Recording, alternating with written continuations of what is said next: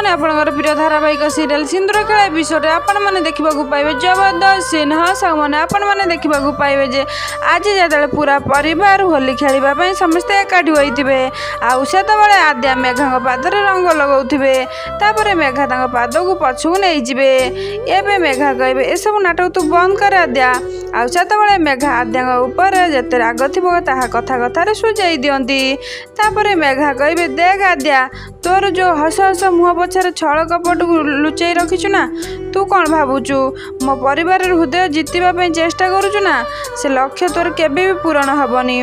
तापर आद्या कहे नहीं माँ मु किंतु मोर कर्तव्य करुछि ताहले माँ जदि मु कर्तव्य पालन आपन को नाटक भली लगुच ताहले मु कहिबी समस्याटा करवा लोकर नहीं देखा लोकर अच्छी।